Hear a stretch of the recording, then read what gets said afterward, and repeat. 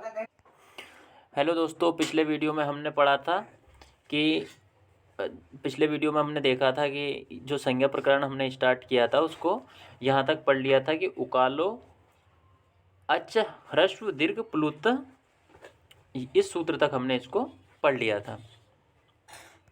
अब जो हम इससे आगे का अध्ययन करेंगे तो उसमें थोड़ा सा मैं इसका ब्रीफ आपको दे देता हूँ कि जो उ कालो ह्रस्व दीर्घ प्लुता, जो ऊष्च ऊष्च ऊष्च व, मतलब ये ऊ का उच्चारण है वो ह्रस्व दीर्घ और प्लुत तीनों काल यानी तीनों मात्राओं के हिसाब से किया गया।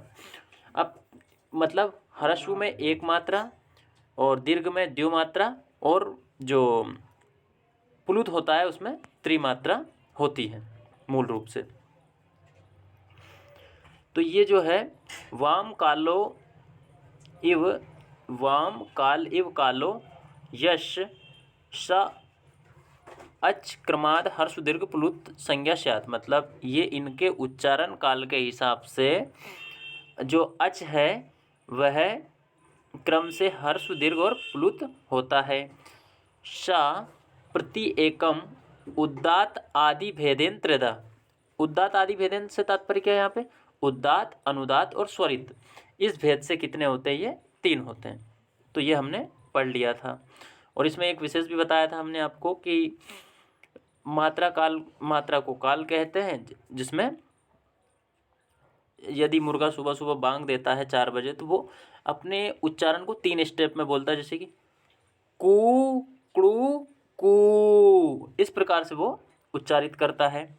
और जिसमें कि वह पहली बार जब अक्षर को बोलता है तो 1 मात्रा का प्रयोग करता है, दूसरी बार 2 मात्रा और तीसरी बार 3 मात्राओं का उदाहरण हमें उसमें देखने को मिलता है।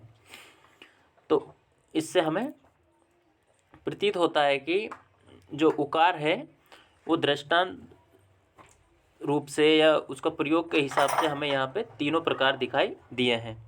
इसका कि ये उल्लेख इसमें भी दिया है कि 3 मात्रा होती है, जिसमें कि 1 मात्रो भवेत ह्रस्व और द्विमात्रा जिसमें दीर्घ का उच्चारण होता है, और त्रिमात्रास्तु प्लुतो ययो व्यंजनम चार्थ मात्रिकम, मतलब क्या है कि जो व्यंजन होते हैं उनको उच्चारण के लिए 1 मात्रा, द्विमात्रा और त्रिमात्रक जो होते हैं हर्ष दीर्घ प्लुत, इनका प्रयोग उनके साथ में किया जाता है। तो इतना हमने पढ़ लिया था। अब इससे आगे का हम अब पढ़ेंगे। हमारा अगला जो सूत्र है वो है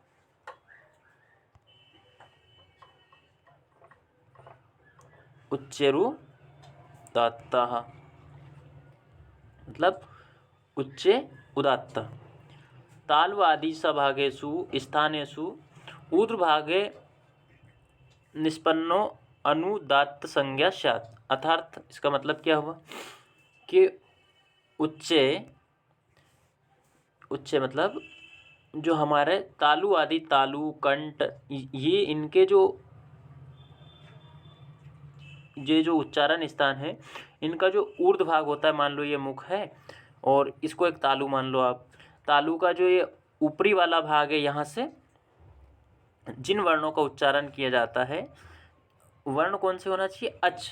जिन अचों का उच्चारण किया जाता है तो वह उनकी उदात्त संज्ञा होती है। तो ताल्वादि सभागेषु स्थाने ऊर्ध्वभागे निष्पन्नो अनुदात्त संज्ञा स्यात्। निष्पन्न अनुदात्त संज्ञा स्यात्, मतलब तालु आदि भाग से जिन वर्णों का उच्चारण होता है के ऊर्ध्व भाग से जिन वर्णों का उच्चारण होता है, वर्ण कौन से? अच वर्णों का उच्चारण होता है, उन्हें उदात्त कहते हैं। अगला सूत्र हमारा आ जाता है इसमें कि नीचे अनुदात्तः, ये उदात्त हो गया। अब नीचे वाला कौन सा जाएगा? अनुदात्त। मतलब ये जो हमारा ये तालु था तो इसका ऊपर वाले में उदात्त हो गया, नीचे वाले भाग से जिन वर्णों का उच्चारण होगा वो क्या कहलाएंगे? अनुदात्त कहलाएंगे। ये इसमें दिया है कि ताल्वादिषु सभागेषु स्थाने अधोभागे निष्पन्न अच अनुदात्त संज्ञा स्यात्। अर्थात क्या हुआ इसका कि जो कंठ, तालु आदि जो उच्चारण के स्थान होते हैं उनके अधोभाग मतलब ये जो नीचे वाला भाग है, यहाँ से मान लो ये तालु है और इसका जो ये अधोभाग है मतलब निचला वाला भाग है, यहाँ से जिन वर्णों का उच्चारण, अधोभाग मतलब नीचे वाला भाग है, यहाँ से जो वर्ण उच्चारित होंगे, वर्ण कौन से, जो अच वर्ण उच्चारित होंगे वो अनुदात्त कहलाएंगे। ठीक है। इसके अलावा जब हमारा अगला सूत्र आता है तो वह है समाहारा स्वरितः। समाहारा स्वरितः मतलब इसको अगर हम संस्कृत में पढ़ेंगे तो कैसा होगा, उदात्त अनुदात्त वर्ण धर्म समाह्यते यस्मिन् सा अच स्वरित संज्ञा स्यात्। मतलब उदात्त अनुदात्त ये जो वर्ण के धर्म होते हैं, इनको अगर जो एक साथ समाहित कर लेंगे, मतलब उच्चारण उदात्त और अनुदात्त का उच्चारण सम्मिलित रूप से हो, जिन सम्मिलित किन का, अच जो होते हैं ना उनका, के ना तो ज़्यादा वो उदात्त है ना वो ज़्यादा अनुदात्त है, दोनों का अगर जो सम्मिलित मिला जुला रूप जहाँ हमें को मिल जाए वह क्या होगा, उसकी क्या होगी, स्वरित संज्ञा होगी। और ये जो है सा यानी कि वह है नवविधो अपि प्रत्येकम अनुनासिकत्वानुनासिक, अनुनासिक या अनुनासिक कत्वाभ्याम द्विधा। मतलब ये जो है उदात्त अनुदात्त और स्वरित, ये अनुनासिक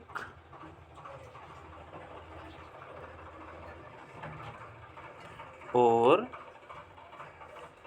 अगला वाले में क्या लगा देंगे हम, अनुनासिक, आगे जोड़ लेंगे हम अगले वाले में क्या, अनुनासिक।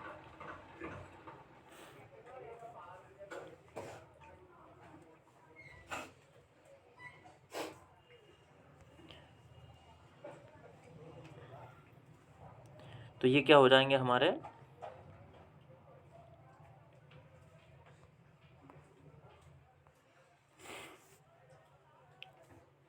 अनुनासिक और अनुनासिक के भेद से ये जो 9 है इनके दुगने हो जाएंगे, मतलब 18 हो जाएंगे। तो ये हो गया कि समाहारा स्वरितः, ये सूत्र भी हमारा यहाँ पे कंप्लीट हो। अब इसमें हमारा अगला सूत्र जो हमारे सामने आता है वो है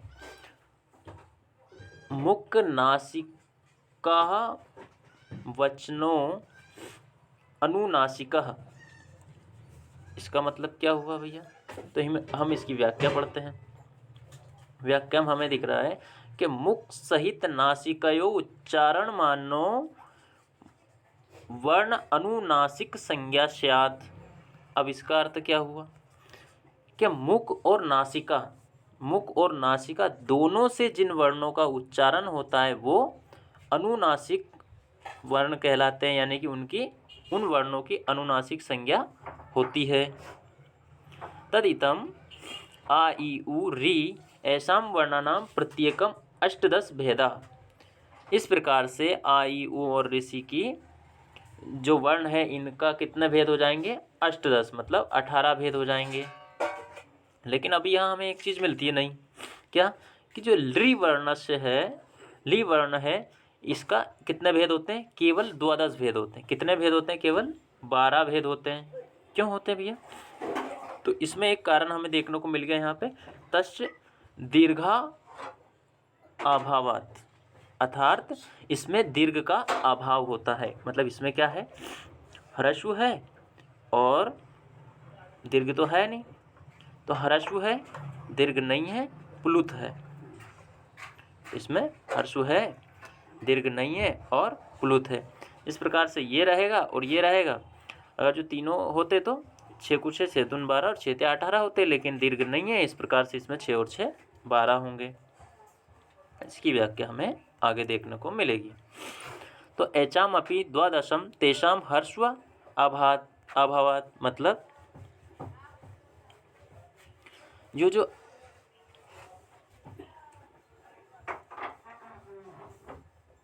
एच है, एच मतलब हमें पता है कि जो एच में ए ओ औ एच में कौन कौन आएगा, ए ओ और आई औ।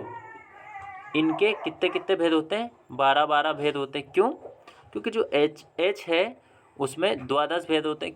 तेषाम हर्षवा अभाव, इसमें हर्ष का अभाव है, मतलब इसमें दीर्घ भी है और प्लुत भी है। लेकिन एच में दीर्घ तो है लेकिन हर्ष का अभाव है, दीर्घ भी है प्लुत भी है लेकिन हर्ष का अभाव है। ठीक है, इस प्रकार से हमारा ये यहाँ तक का हो जाता है। जो उनको स्वरों का जो अष्टदश भेद है, मतलब 18 भेद है, वो यहाँ पर दिए गए हैं कि आ यू री और आ ई उ री, री मतलब ऋषि, ए आई ओ औ, ये दिए हुए हैं। और देखो ये इस श्रेणी में इसलिए बांटे हैं कि यहाँ पे ह्रस्व और ये दीर्घ और ये यहाँ के क्या होगा लास्ट में प्लुत। इनका तीनों का प्रकार होता है कि आयु री और री जो है ये हर्ष भी होता है, दीर्घ भी होता है, ये हर्ष होता है, अनुदात्त होता है और अनुनासिक होता है। ठीक है, ये सब इसमें दिए हुए हैं। हर्ष उदात्त के हिसाब से इनका श्रेणी में बांटा गया है, तो आप इनको एक बार देख लेना, तो क्लियर तरीके से आपको पता चल जाएगा कि कौन कौन से वर्ण हर्ष दीर्घ प्लुत होते हैं, कौन से उदात्त होते हैं, कौन से अनुदात्त होते हैं। ये आपको इसमें पूरे की पूरी ये जो सारणी दी हुई है, चार्ट बना हुआ है, इसमें आपको पूरा का पूरा उल्लेख मिल जाएगा। अब हमें अगला सूत्र जो देखने को मिलता है वो तुल्यास प्रयत्नम सवर्णम, ये जो दिख रहा है हमें तुल्यास प्रयत्न सवर्णम, इसकी व्याख्या पढ़ेंगे हम। तो इसकी व्याख्या है तालु आदि स्थानम अभ्यंतर प्रयत्नश्च एतद्वम द्वयम यश येन तुल्यम तन्मिथा सवर्णम संज्ञा स्यात्। देखो इसका हिंदी में क्या अर्थ होगा कि कंठ तालु आदि जो उच्चारण स्थान होते हैं उनका जो अभ्यंतर प्रयत्न होता है, अगर जो वो एक हो तो उसकी परस्पर सवर्ण संज्ञा होती है। मतलब जिन वर्णों के उच्चारण में प्रयत्न एक जगह से हो, अगर वो कंठ से हो रहा है, तालु से हो रहा है या अन्य स्थान से हो रहा है, अगर प्रयत्न हम एक ही जगह से बोलने का उच्चारण करने की जो कोशिश कर रहे हैं, उसका जो ध्वनि का उच्चारण या गूंज जिस एक ही स्थान से होती है तो वो उसके आधार पर भी सवर्ण होते हैं। आगे क्या बताया इसने कि वह ये वार्तिका में हमें एक उल्लेख मिलता है कि री वर्णयों अमिर्थ सवर्णयाम वाचम, अर्थात क्या होगा कि री और री वर्ण की परस्पर सवर्ण संज्ञा होती है क्योंकि इनका उच्चारण स्थान एक ही मिलता है, प्रयत्न एक जैसा ही होता है। उच्चारण करने में हमें प्रयत्न एक जैसा करना पड़ता है। जैसे कि हम री का उच्चारण करेंगे तो उसी में हमें री का भी उसी स्थान से उच्चारण करना पड़ता है और उच्चारण करते वक्त हमें अभ्यंतर मतलब अंदर से जो प्रयत्न करना पड़ता है वो भी एक जैसा ही करना पड़ता है। अब अगर हम उच्चारण स्थान की बात करें तो कौन कौन से होते हैं, कौन कौन से अक्षरों का उच्चारण किस स्थानों से होता है, तो वो थोड़ा सा हम देख लेते हैं कि अकुहु विसर्जनीयनाम कंठः, अर्थात आ है और क वर्ग है और हा है और विसर्ग जो होता है, इन सब का उच्चारण स्थान क्या होता है, कंठ होता है। आगे हम ये जो सारणी दी हुई है इसमें सबका आपको अलग अलग पता चल जाएगा, ठीक है ना। तो अभी देखो आप कि जो उच्चारण स्थान की हम बात करें तो छोटा आ, बड़ा आ और क वर्ग के साथ में हा और विसर्ग जो है इनका उच्चारण स्थान क्या होता है, कंठ होता है। आगे किसकी बात करें, अब हम आगे बात कर रहे हैं दूसरे वाले में हम कि जो इचुय शानाम तालु, अर्थात क्या हुआ इसका, जो छोटी ई है, बड़ी ई है, चा वर्ग है या फिर य है और ये शकार वाला श है, इनका उच्चारण स्थान तालु होता है, ठीक है। और आगे हम चलेंगे तो ऋटुर्षाणाम मूर्धा। अब देखो षटकोण वाला शा प्रयोग हुआ यहाँ पे। अब ये क्या कहता है इस वाले सूत्र के माध्यम से कि जो मूर्धा से जिन वर्णों का उच्चारण होता है वह कौन कौन से हैं। तो उसमें हमें देखने को मिलेंगे कि छोटी री, बड़ी री और टा वर्ग। ऋटुर्षाणाम, तो छोटी री, बड़ी री और टा वर्ग के बाद में र। और जो ये षटकोण वाला श है उसका उच्चारण, इन सब का उच्चारण कहाँ से होता है? मूर्धा से होता है। कहाँ से होता है? मूर्धा से होता है। ठीक। जिसके बाद में आगे हमें पता चले ऋतुल्सानाम, ऋतुल्सानाम दंतः। तो इसमें क्या क्या? ता मतलब ता वर्ग, लितुल्सानाम दंता। तो री और बड़ी री, इसके बाद में ता वर्ग और ला और शा का जो उच्चारण है दंत शकार, इनका उच्चारण स्थान क्या है? दंत्य होता है। इनका उच्चारण क्या होता है? दंत होता है। जिसके बाद में आगे जो आता है हमारा वो देखो उपपद्यमानीय नाम ओष्ठः। उपपद्यमानीय नाम ओष्ठः, ओष्ठव। अब ये जो छोटा ऊ, बड़ा ऊ और पा वर्ग है उसके बाद में दो वर्ण होते हैं, उपपद्यमानीय प, पद्यमानीय फ। तो ये जो दो होते हैं इनका उच्चारण क्या होता है? ऊ प वर्ग और प फ उपपद्यमानीय का उच्चारण स्थान ओष्ठ होता है। कौन होता है? ओष्ठ होता है। अब आगे जो आएगा उसमें क्या देखना पड़ेगा हमें कि ये जो है यमंगणनाम नासिका च, और जो पंचम वर्ण होते हैं य, म, ङ, अण, न का उच्चारण स्थान नासिका से होता है। ठीक है। इसके बाद में आगे वाला जो सूत्र हम पढ़ते हैं तो उसमें क्या मिलेगा हमें?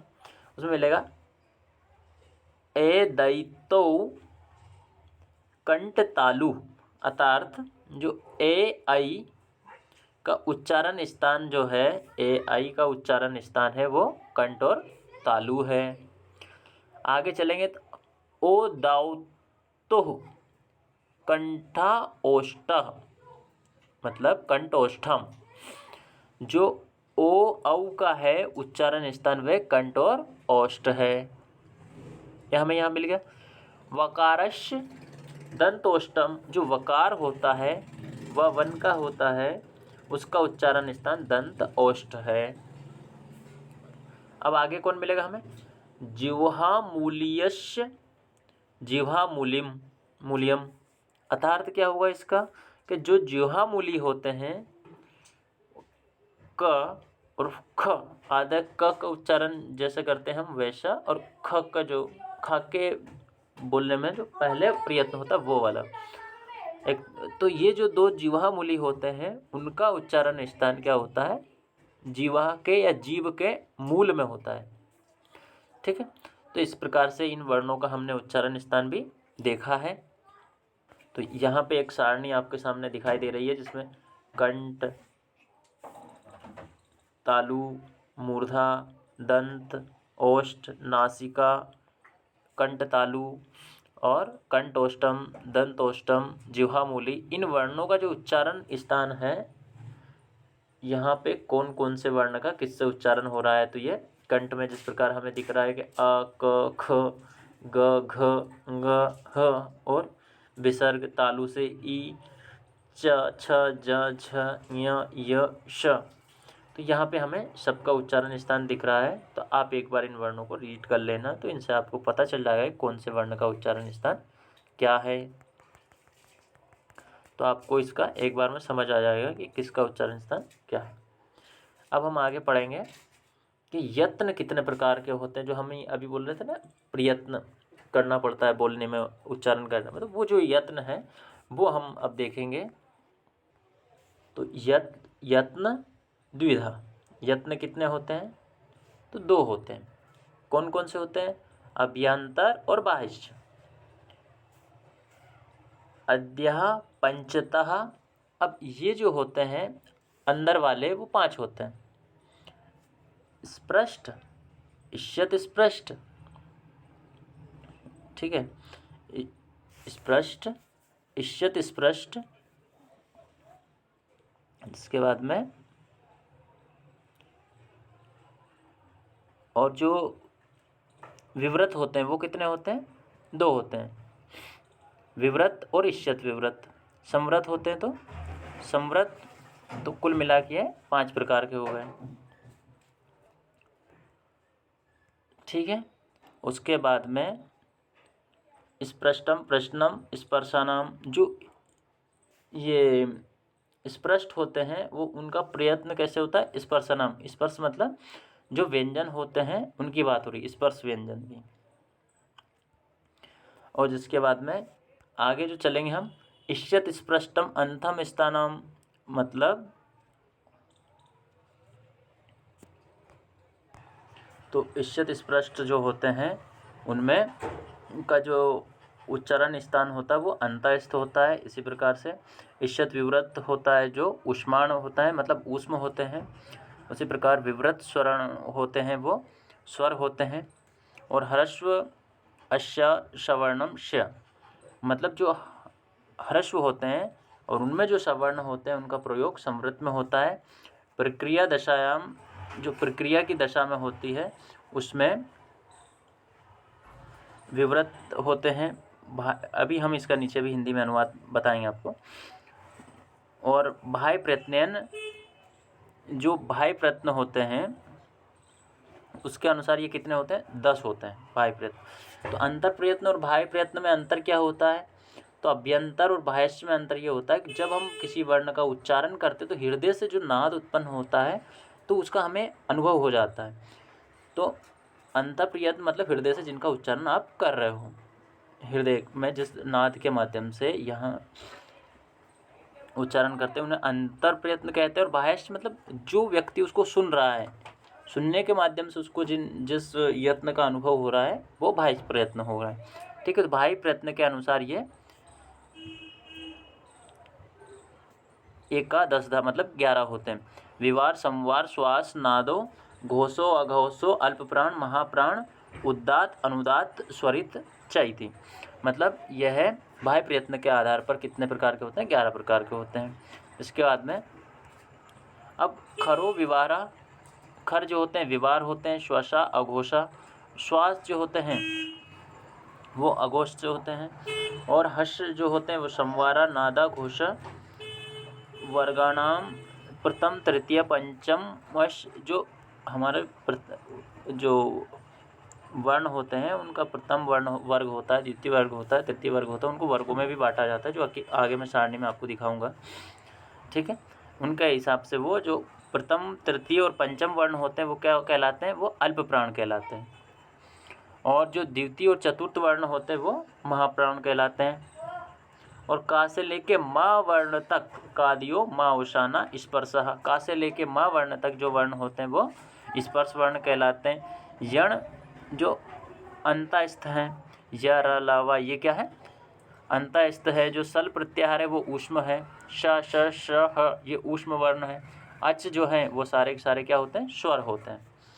क ख इति ककाभ्याम प्रागर्ध विसर्जनीय सदृशो जिह्वामूली। इनका जो उच्चारण होता है वो किसके समान होता है? विसर्ग के समान होता है। प्राग विसर्ग मतलब पहले विसर्ग जैसा उच्चारण होता है। क जैसे कह तो ह क, ऐसे प्रकार से हमें इनका उच्चारण करना होगा। प्राग विसर्जनीय सदृशो, ये क्या कहलाते हैं? जिह्वामूली कहलाते हैं। जिसके हम पफाभ्याम, ये जो है इनका भी प्राग विसर्जनी के सदृश उच्चारण होता है, इन्हें उपद्यमानीय कहते हैं। जो अ मतलब अम, ह इत्यश्च प्राणुस्वर विसर्ग, ये इनको ना तो स्वर्ग में रखा, ना स्वरों में रखा, ना विसर्ग में रखा। मतलब ये आवश्यकता के अनुसार स्वर में भी प्रयोग होता है, विसर्ग में भी प्रयोग होते हैं। अम, ह, इस प्रकार से हम अब इसका जो हिंदी में अनुवाद पढ़ेंगे तो उसमें आपको पता चले। तो ये मैं हिंदी अनुवाद आपको एक बार पढ़ के सुनाता हूँ कि यत्न दो प्रकार के होते हैं, अभ्यांतर और बाह्य। विशेष प्रकृष्ट यत्न प्रयत्न, अर्थात वर्ण उच्चारण के पूर्व हृदय में जो यत्न करना पड़ता है उसी को हम प्रयत्न कहते हैं। अभ्यांतर प्रयत्न जो हृदय के अंदर से उत्पन्न करना पड़ता है और इसका अनुभव उच्चारण सुनने वाले को भी होता है, इसलिए इसे बाह्य प्रयत्न भी कहा जाता है। और इनका उपयोग सवर्ण संज्ञा में नहीं होता, मतलब सवर्ण संज्ञा में बाह्य प्रयत्न का प्रयोग नहीं होता, किंतु अंतरा अभ्यस्त परीक्षा अर्थात जो कई वर्ण होते हैं जो परस्पर अत्यंत समानता का अन्वेषण करते हैं, एक जैसे दिखाई बोलने में या देखने में एक जैसे लगते हैं, तो उनका अन्वेषण करने के समय इनकी आवश्यकता पड़ती है। आद्या पंचधा मतलब पहले जो 5 होते हैं वो अभ्यंतर प्रयत्न के कहलाते हैं। अभ्यंतर प्रयत्न मतलब कितने प्रकार के हैं? 5 प्रकार के, जैसे कि स्पृष्ट, ईषत् स्पृष्ट, ईषत् विवृत, विवृत और संवृत। तत्रैति इसके बाद के उनमें जो है स्पर्श वर्णों का स्पष्ट प्रयोग होता है। जो अंतस्थ वर्ण होते हैं वह ईषत् स्पृष्ट होते हैं। स्पर्श वर्णों का स्पष्ट प्रयत्न होता है, जिसके बाद अंतस्थ वर्ण होते हैं इनका ईषत् स्पष्ट प्रयत्न होता है। जो ऊष्म वर्ण होते हैं उनका ईषत् विवृत प्रयत्न होता है। और वर्णों में आगे चल के जो स्वर वर्ण होते हैं उनका विवृत प्रयत्न होता है, क्योंकि एक्चुअली फ़ोटो हमारे पास मतलब जो ये PDF है जो इतने साफ़ नहीं है, तो आप इसको 1000 मतलब जितने ज़्यादा वो हो सके मेगापिक्सल उसमें देखना, इसके बाद में आपको पूरा समझ में आएगा। और फ़ोन को आड़ा कर ही देखें ताकि आपको क्लियर वीडियो समझ में आए, अक्षर उसमें दिखाई दे। अब इसमें हम बाह्य प्रयत्न की बात करें तो बाह्य प्रयत्न 11 प्रकार के होते हैं। विवार, संवार, श्वास, नाद, घोष, अघोष, अल्प प्राण, महाप्राण, उद्दात, अनुदात, स्वरित, ये 11 प्रकार के होते हैं। विशेष जिन वर्णों का उच्चारण करते समय कंठ का विकास हो उसको विवार कहते हैं, जिसमें मतलब पूरा मुंह खोलना पड़े, कंठ पूरा खुला हो, वो विवार कहलाते हैं। जिसके बाद में और विवार के अतिरिक्त जो होते हैं तदतिरिक्त समार, जिन वर्णों का उच्चारण करते समय श्वास बलता को उनको मतलब श्वास चलता मतलब श्वास छोड़ना पड़ता है, उनको श्वास कहते हैं। जिसके बाद में और कौन हो गया, तो नाद से उनको नाद कहते हैं, जिनका उच्चारण में नाद उत्पन्न हो या अपने को थोड़ा सा आवाज़ घोरे उसको क्या कहते हैं? नाद वर्ण कहते हैं। तथा जिन वर्णों के उच्चारण में गूंज होती है उनको घोष कहते हैं, और उसके अतिरिक्त जिनमें गूंज नहीं हो वो अघोष कहलाते हैं। और जिन वर्णों के उच्चारण में प्राण वायु मतलब अंदर से वायु का अल्प प्रयोग हो, उन्हें जैसे कि सांस कम छोड़ी जाए उन्हें अल्प प्राण कहते हैं। और जिन वर्णों के उच्चारण में अत्यधिक, जैसे कि ह, तो ह वर्ण के उच्चारण में ज़्यादा से ज़्यादा हवा हमें छोड़नी पड़ेगी, वायु छोड़नी पड़ेगी, तो वो महाप्राण में आ जाएगा। इस प्रकार से कम वायु अगर शरीर के अंदर से छोड़ी जाए अल्प प्राण, और जिसमें ज़्यादा वायु अंदर से बाहर छोड़ी जाए वो महाप्राण कहलाएंगे। इसके बाद में खर जो प्रत्याहार होते हैं, जैसे ख, फ, छ, ठ, थ, चट, त, फ, श, श प्रत्याहार का विवार, श्वास और अघोष प्रयत्न होता है। जिसके बाद हर्ष प्रत्याहार का जो हाय व रट और ल, य, मंगणन, झ, भ, य और जब घड़ द जो ये प्रत्याहार होता है, मतलब हस प्रत्याहार जो होता है, इसमें समार, नाद और अघोष प्रयत्न होते हैं। वर्गाणाम वर्ग, अब वर्गाणाम से तात्पर्य क्या है? जो ये वर्ग का वर्ग हो गया, चा वर्ग हो गया, टा वर्ग हो गया, ऐसे करके। और इनका पार्श्व मतलब ऊर्ध अगर जो अध्ययन करें तो हम प्रथम अक्षर होता है वर्णानाम, प्रथम जो वर्ण होते हैं वो क, च, ट, त, प, और तृतीय वर्ण होंगे ग, ज, ढ, ध, ब। और जिसके बाद में पंचम वर्ण होंगे जो यंग, गण, न, म होते हैं वो, और यण प्रत्याहार में जो यर, ल होते हैं वो, ये सब के सब अल्प प्राण कहे जाते हैं, क्योंकि इन्हें छोड़ने में अल्प प्रयत्न करना पड़ता है। एवं वर्गों के द्वितीय वर्ण जो होते हैं ख, फ, छ, ट, थ, फ, और चतुर्थ वर्ण होते हैं घ, झ, ध, ध, भ, ढ, ध, भ, ये जो होते हैं। और जो सल प्रत्याहार होता है ये सब के सब महाप्रयत्न या महाप्रयाण कहलाते हैं, महाप्राण कहलाते हैं। तो ये वापस से सारणी आ गई जिसमें आपको दिया हुआ है कि वर्ण जो होते हैं वो स्पर्श, इष्यत, स्पर्श और अंतःस्थ, इष्यत, विव्रत, जो समृत, ये जो भी होते हैं उनके आधार पे आपको ये सारणी दी गई है। कादयो म पर्यंत ये है, और जिसके बाद में अंतःस्थ और इष्यत स्पृष्ट जो है वो यार अलावा है, जिसके बाद में आप इसका एक एनालिसिस कर लेना। और इसके बाद में आगे हम पढ़ेंगे का से लेकर माँ पर्यंत के वर्ण स्पर्श कहलाते हैं। तो इसमें जो दिया है सारणी में वही नीचे व्याख्या दी गई है, तो आप इसको एक बार देख लेना कि का वर्ण में का से लेकर माँ तक जो वर्ण होते हैं वो स्पर्श और स्पृष्ट कहलाते हैं, इष्यत स्पृष्ट और अंतःस्थ यारालावा कहलाते हैं। इष्यत विव्रत उष्माण जो वर्ण होते हैं वो श, श, श, ह कहलाते हैं। और विव्रत और स्वर जो होते हैं वो आ, ई, उ, री, री, ए, ओ, आई, औ कहलाते हैं। जिसके अंदर समृद्ध जो स्वर होते हैं वो ह्रस्व आकार में प्रयोग होते हैं। इस सूत्र के बाद में अगला सूत्र जो आएगा वो बिल्कुल छोटा सा है और फिर संज्ञा प्रकरण समाप्त हो जाएगा। इस प्रकार से हमारा संज्ञा प्रकरण समाप्त होने जा रहा है। तो ये 11वां सूत्र देखिए आप। इसमें लिखा है अणुदित सवर्णस्य च प्रत्यय। अब इसका अर्थ क्या हुआ भाई कि प्रतीयते विधीयते इति प्रत्यय, मतलब जो प्रतीत होता है, जो विधिमान होता है, जिसके विधान किया गया है वह प्रत्यय है, और जो जिसका विधान नहीं किया गया है वह अप्रत्यय कहलाएगा।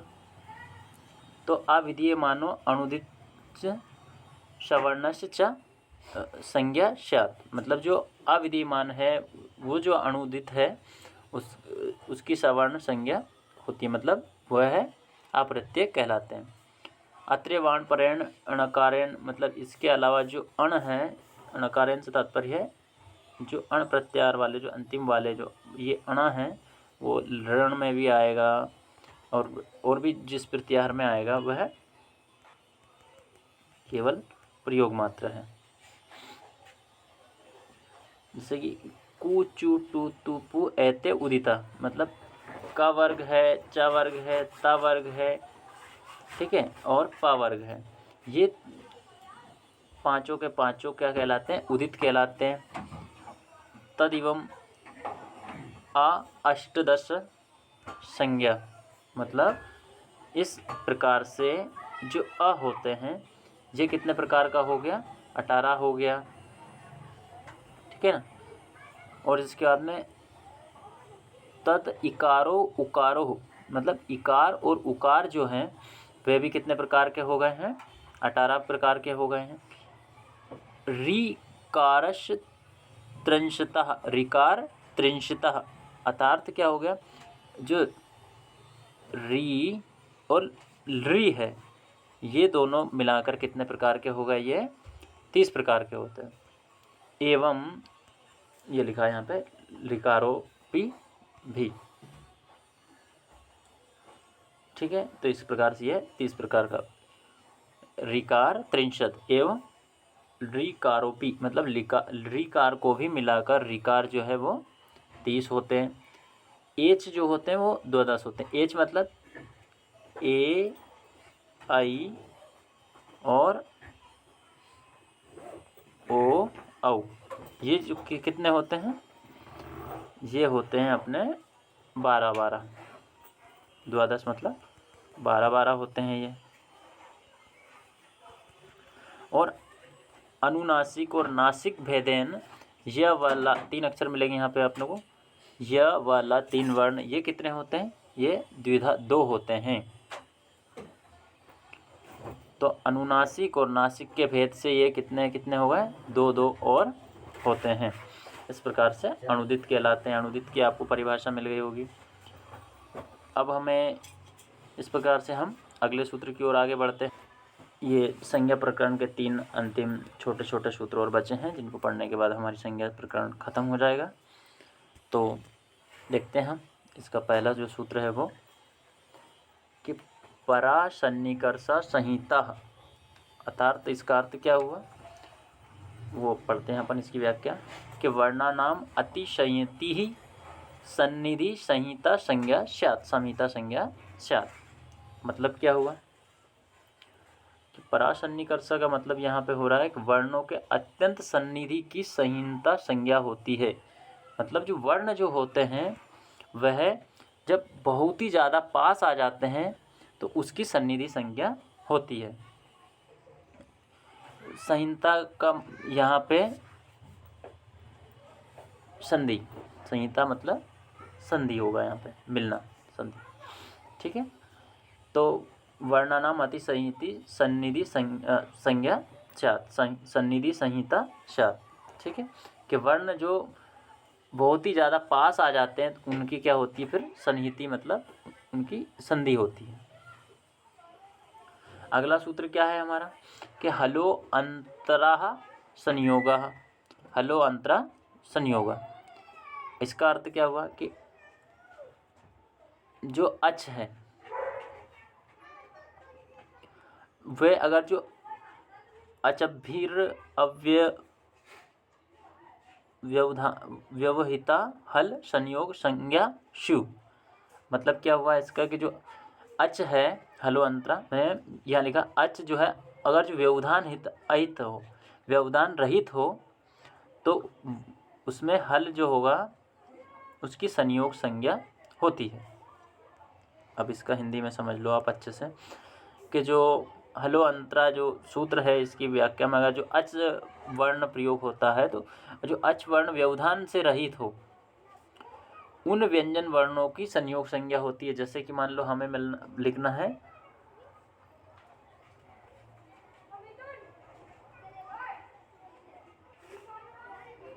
राम, हमें राम का संयोग करना है तो ये कैसे लिखेंगे आप, रा धन आ धन म, ठीक है। इस प्रकार ये आ और आ से मिलकर, अब इन दोनों के बीच में कोई व्यवधान नहीं है। अगर ये रा को हम साथ में ले लेते तो व्यवधान आ रहा था, लेकिन आ और मा के बीच में कोई व्यवधान नहीं है। इस प्रकार से ये हो जाएगा इनका संयोग, तो लास्ट में बन जाएगा राम। इस प्रकार से हलो अंतरा अच वर्ण व्यवधान से रहित व्यंजनों की संयोग संज्ञा होती है। अब यहाँ पे केवल अगर अपन व्यंजन की बात कर रहे हैं तो जैसे कि सज्जन अगर हमें लिखना है तो सत धन जन, ठीक है, सज्जन। अब यहाँ पे हमें इनका मेल करना है तो इधर से ता आ जाएगा और इधर से जा आ जाएगा, तो ये हो जाएगा सज्जन। ये डबल जा का प्रयोग होगा बीच में।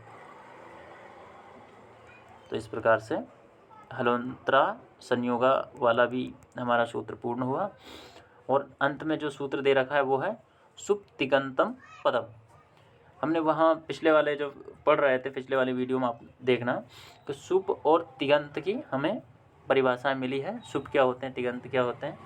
तो सु ओजस अमोर्सस टाभ्यम्भ्यस, ये जो है आदि जो है वह सुबंत, और तिगंत क्या होते हैं तो तिप्तझी मेवस्मस आदि जो होते हैं वे तिगंत कहलाते हैं। तो सुबंत तिगंत च पद संज्ञा, ये सुबंत और तिगंत होते हैं, इनकी क्या होती है पद संज्ञा होती है। और अच्छी बात यह है कि यहीं से आपकी हिंदी में जो संज्ञा प्रकरण है वो समाप्त हो जाता है। तो अब हमने जो इकाई वार अध्ययन स्टार्ट किया था उसमें पहली इकाई अच्छे से कंप्लीट कर ली है। अब पहली इकाई से जितने भी क्वेश्चन बनेंगे, जो कि 16 दिसंबर से MA 3rd सेमेस्टर का एग्ज़ाम होने वाला है, तो उसमें हम